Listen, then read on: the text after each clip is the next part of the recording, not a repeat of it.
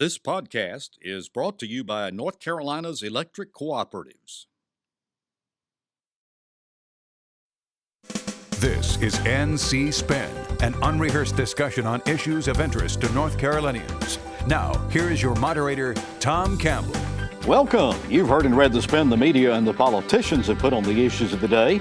To get the correct spin on what's going on in North Carolina, let's introduce you to our panel of experts. They include former Legislator Connie Wilson, Syndicated columnist and author John Hood, Executive Director of NC Policy Watch Chris Fitzsimon, and former Attorney General, former Secretary of State Rufus Edmisten. Well, tonight we're delighted to have the Keenan Fellows as special live audience for this edition of NC Spin. The Keenan Fellows are outstanding math and science teachers in grades K through 12 in our state who participate in a year-long program to learn innovative and creative ways to teach STEM education, and we welcome them to our show. We've got an interesting program for you this week that begins with more intrigue over redistricting. We'll talk about a new bill concerning renewable energy and the brunch bill that would allow restaurants to serve alcohol on Sundays before noon. And as always, we'll ask the panel to tell us something we don't know. Let's get started. Last week, we talked about the U.S. Supreme Court affirmation of a lower court ruling that 28 legislative districts were unconstitutional because of racial gerrymandering. But the High Court didn't uphold the lower court decision, giving the legislature a deadline to draw these new districts and hold new elections this year. Governor Cooper called a special session of the legislature to draw the new districts, but legislative leaders refused to convene the session, saying the governor had no authority to tell them when to redistrict. Rufus Edmisten, Article 3, Section 5 of our state constitution says the governor can convene the General Assembly in extra session, stating the purpose or purposes for which they're convened. Now, as former Attorney General, comment, can the legislature refuse to come in special session when the governor orders it? Well, this whole series of things are deja vu all over again, separation of powers. That particular section of the Constitution did add one sentence you left out. It says, with the advice of the Council of State. Now, the legislature gave a lot of other reasons which I think are specious. However, there may be something to that one. But the truth about it is, it wouldn't surprise me a bit, Tom, if there's a redistricting plan hidden in a back drawer somewhere already, and because they don't want the courts redrawing the districts. And I predict you that in pretty short order, the legislature will pull out that hidden map and go to it. Connie, NAACP President William Barber this past week demanded the legislature cease and desist because the courts have said the districts from which they were elected were unconstitutional and they shouldn't do any business until new elections were held. Is he correct? Well, I'd say he's pretty unconstitutional because they've been told, that we have to have this kind of session and you need to work up a budget and all the other types of things. So I don't think he has a leg to stand on, and the General Assembly is very focused. They're supposed to be getting the budget done, at least the compromise on the conference report done this week, and they're going to do it with or without redistricting. Chris, Rufus mentioned it, but reliable sources tell me that the lawmakers already have the districts redrawn. They've got them in a drawer somewhere, and they're not releasing them. Why? What would be their reason for holding them? Well, a couple of reasons. One is they don't want to have an election. They want to remove any chance that there's an election in 2017, so they're stalling. That's number one. Number two, I think that it's redistricting and the budget are all, anytime redistricting is on the table, a lot of legislators have a lot of questions before they vote for things. They want to see I think that it'd be smart to do it now just because I think some members of the Republican caucus reportedly are worried about their future districts and want to make sure see if they have any leverage. I do want to go back to the special session. I was actually appalled. I thought what the General Assembly should do is convene the special session and then adjourn it. The Constitution doesn't say they have to do what the governor says, but they do. The Constitution does give the governor to call the General Assembly back. He did try to communicate with the Council of State. I don't remember a huge Council of State meeting about HB2 or anything else. Normally the governor communicates with the Council of State. He calls them. The General Assembly comes back. They don't have to do what he says. I thought that would have been a smarter move for them. John, while all this is going on, we've got this 3-judge panel, which has had this case remanded back to them.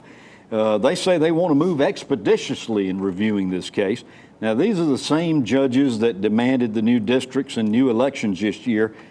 You think they'll change their minds? No, they're not going to change their minds. They're going to try to develop a case that the Supreme Court will accept, because they already ruled correctly, as it turns out, given the way the Supreme Court ultimately ruled that the districts had to be redrawn, and they further insisted immediately that they be withdrawn in a special election and so forth. That's the part that didn't sell at the Supreme Court level. And if you look across the country, those kinds of arguments, it's not impossible to make them, but there's a pretty high bar because there's so much of a extraordinary circumstance related to having an election that's off cycle. We would have 3 legislative elections in 3 years.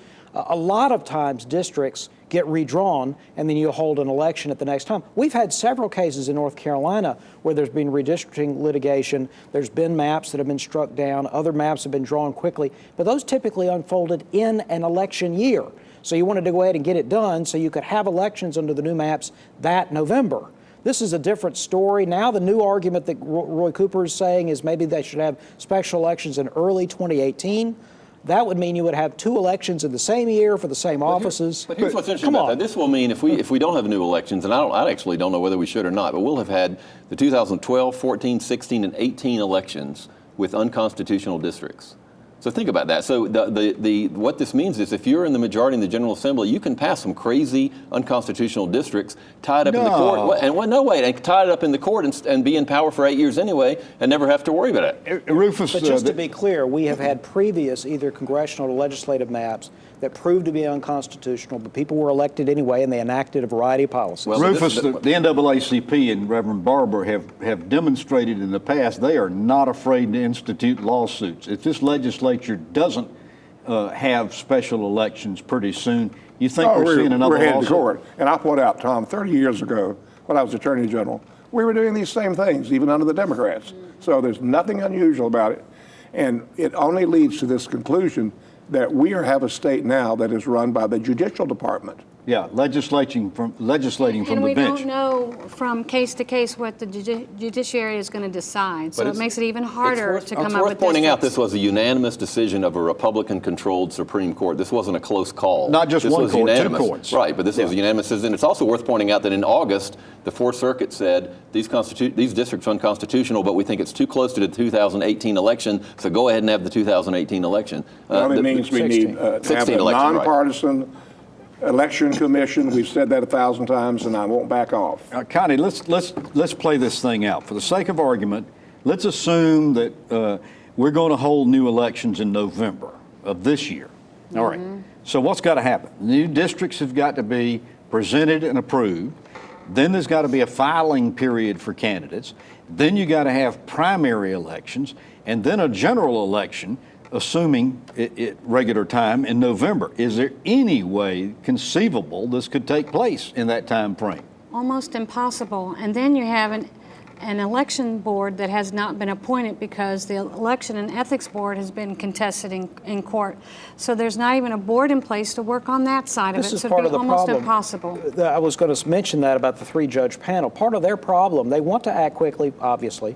Part of their problem is who represents the state. And some of the parties are not seated, like the State Board of Elections / Ethics Board dispute. There's always been the threat, Chris, that if this legislature dilly-dallies too much, the court will draw the districts for them. Well, I think that's the one thing the General Assembly doesn't want to happen. I think they want to drag it out as long as they can and then draw a plan. But, they could still draw a plan the court could reject and the court could draw it anyway. It's also worth remembering we had a General Assembly primary in September in 2002 and a general election in November. All right, we're going to take a break. When we come back, we're going to talk about renewable energy.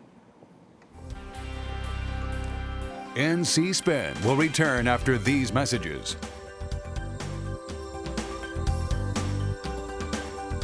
Every year, North Carolina patients undergo 635,000 same-day surgeries. 72% of these surgeries are performed in our highest-cost hospital facilities, adding as much as $2,000 to every procedure.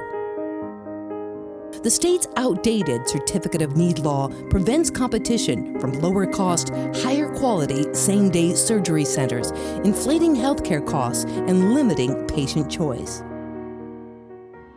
Tell state lawmakers it's time to lower healthcare costs now.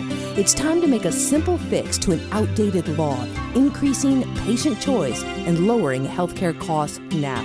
You can help. visit reformconnow.com and tell lawmakers it's time for a simple fix to an outdated law. It's time to lower healthcare costs now.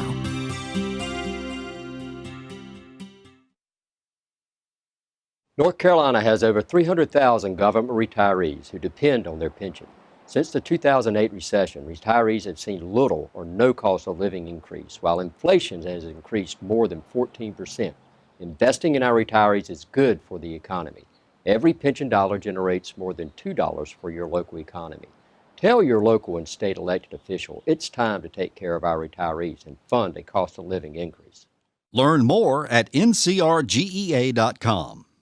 In 2011, our farmers asked for 6,500 seasonal workers. Only 7 Americans showed up to work those jobs.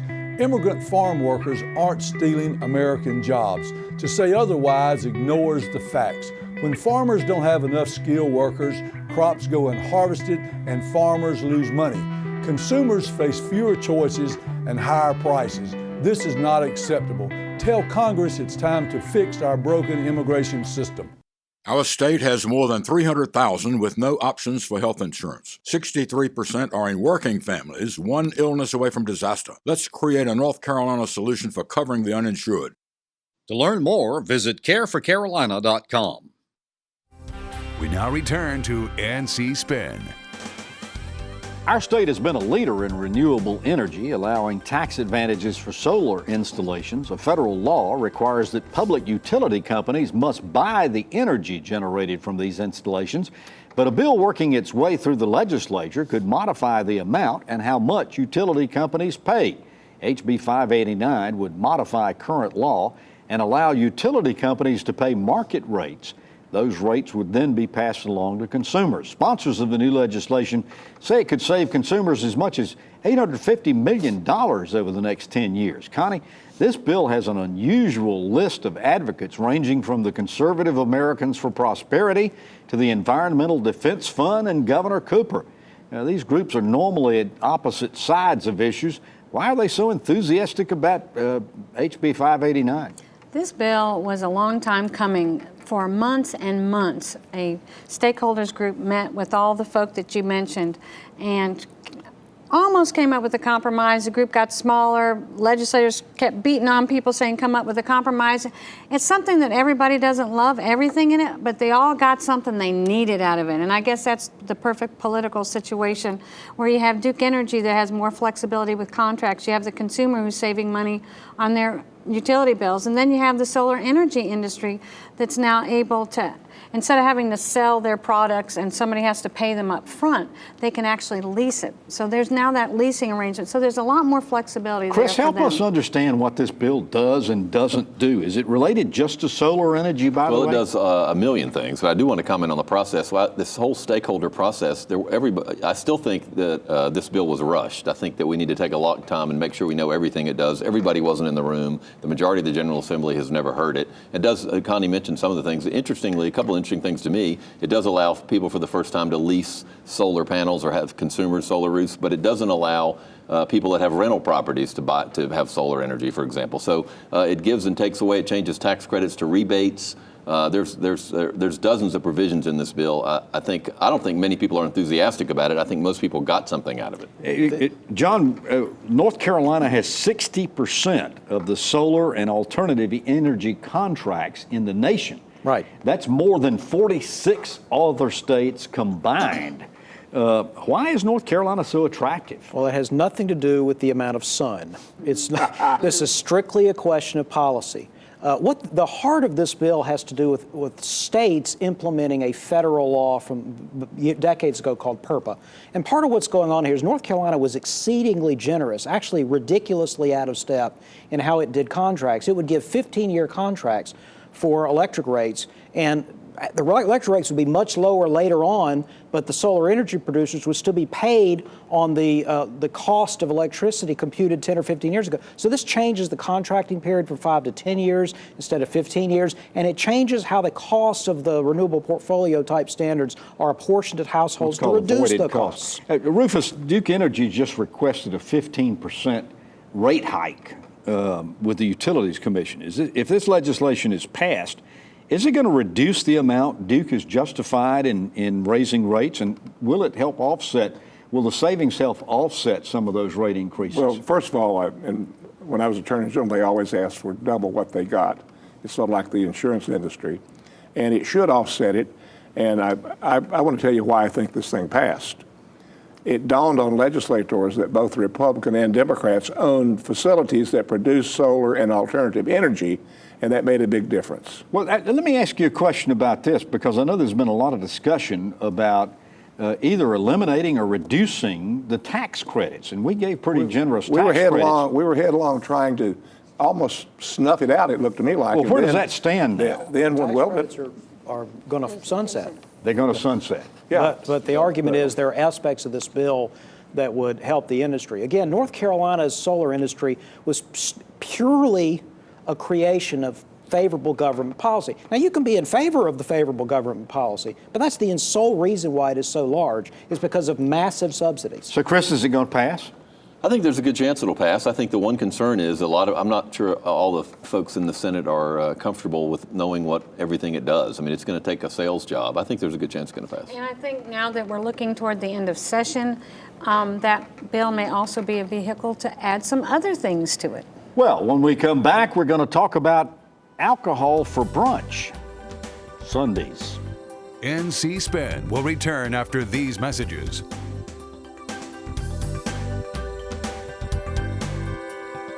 It costs hundreds of thousands of dollars to become a trained eye surgeon, but North Carolina optometrists have another plan. Instead of medical school, they spent hundreds of thousands of dollars in campaign contributions to politicians. They're not surgeons, so they're pushing legislation to allow them to perform eye surgery without medical school.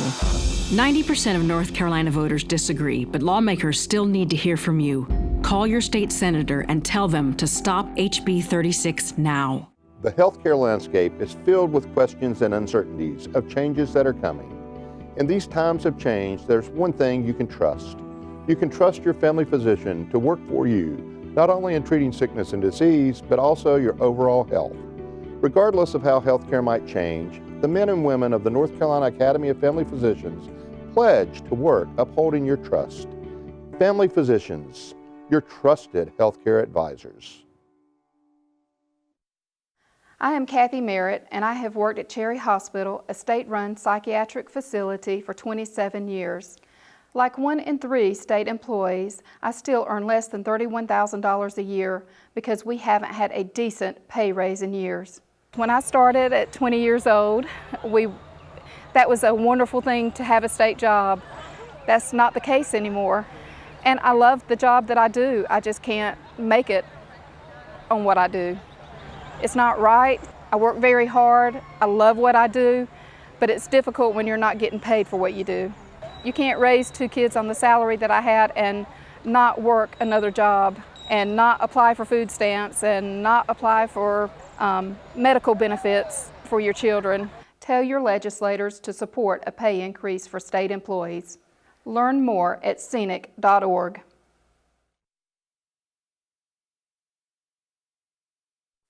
You sleep on concrete till your body get immune to concrete. My mom got my brother and I up and said, come on, we're leaving. I became homeless in the beginning of this year. When I was about 4 or 5 years old, our house caught fire. I used to see my brother. If he see me, he'd turn and go the other direction. We did the only thing that we could think of, and we went to a Salvation Army shelter. You know, we don't have this, like, what's your background look like? We just say, what do you need? I remember the man from the Salvation Army coming down with a box of clothes. The Salvation Army officer bought my brother and I an ice cream cone. Last week, my brother walked up to me, and he just started a conversation. Today I've given my life to the Salvation Army because I remember what somebody did for me, my brother, and my mom over 30 years ago. The Salvation Army for me means hope. Compassion. Family. Support.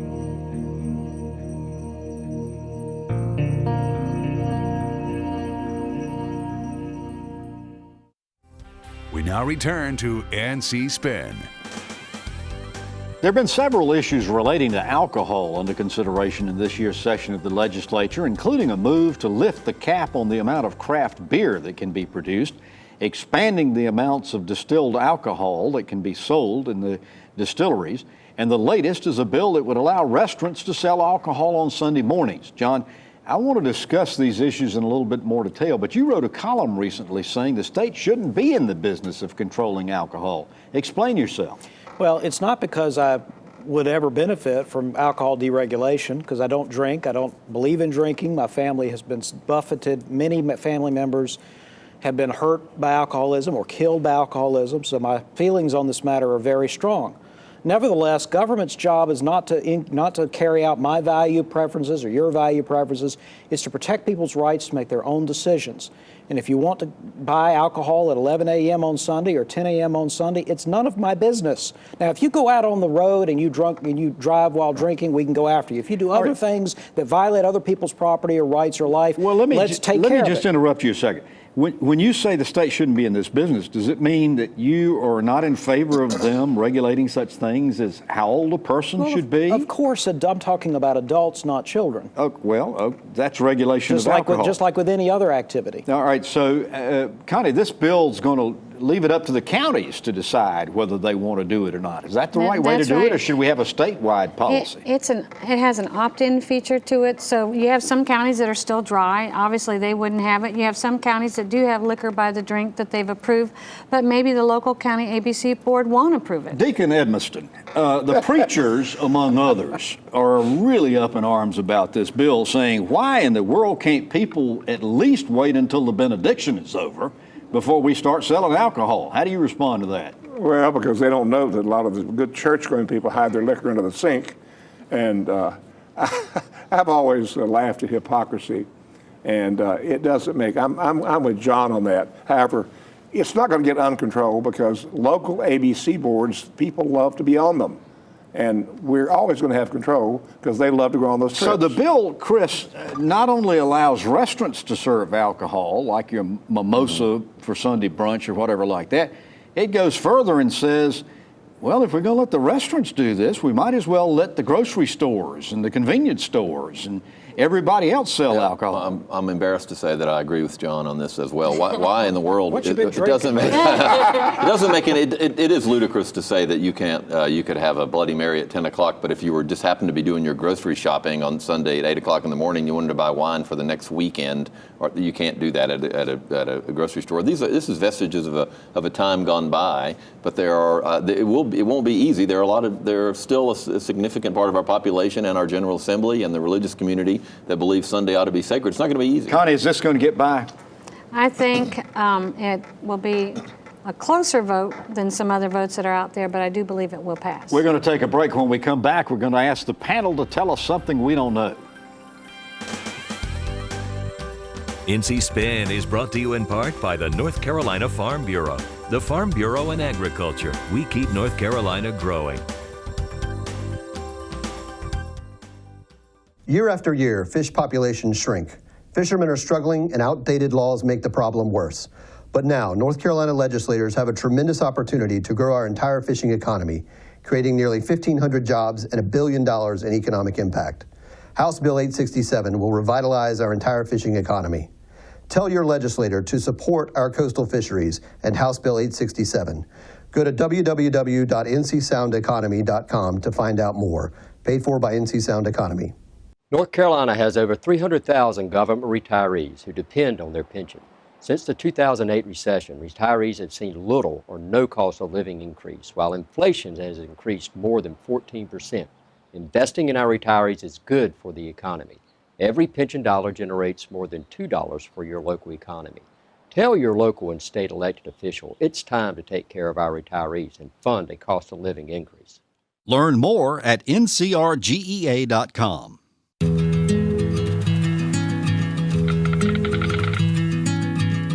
The cost of everything has gone up dramatically over the last 75 years.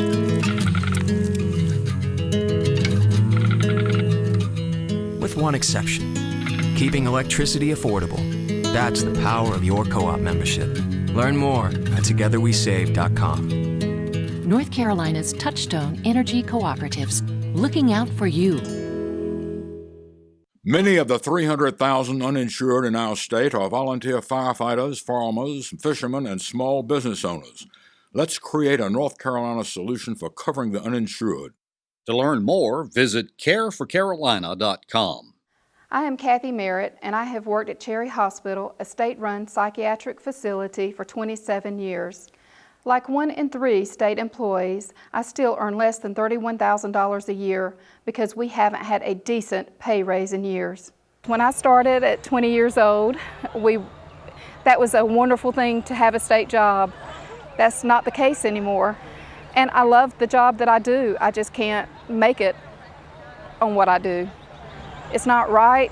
I work very hard. I love what I do, but it's difficult when you're not getting paid for what you do. You can't raise 2 kids on the salary that I had and not work another job and not apply for food stamps and not apply for medical benefits for your children. Tell your legislators to support a pay increase for state employees. Learn more at scenic.org.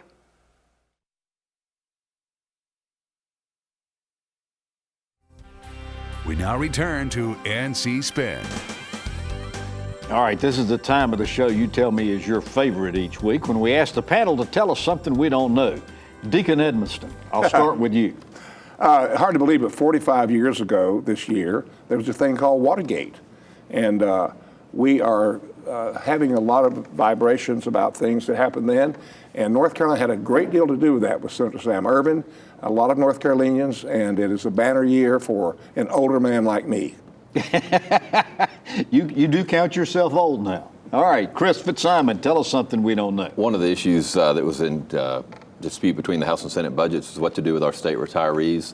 The state of Virginia has given retirees a cumulative 13% raise since 2009. The state of Georgia has given their state retirees a 24% raise since 2009. North Carolina has given their state retirees 2% since 2009. So Wow. the retirees in North Carolina are far below their peers in other states.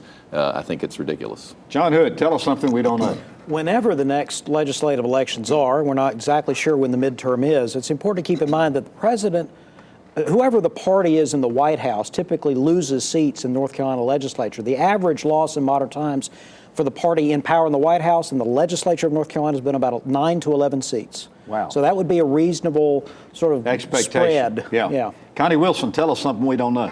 This has been an unusual session where we've had big gaps of time with not a lot going on, but right now things have really picked up. As you know, the budget's moving through quickly. Hopefully, this week we have a conference report, but there's a lot of hostage taking that's been going on with bills.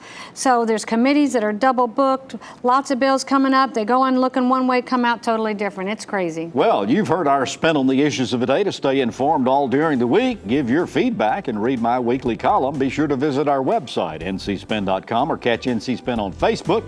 Join us next week when we expect to discuss that final state budget agreement and more balanced debate for the Old North State. Until then, stay informed and watch out for the spin.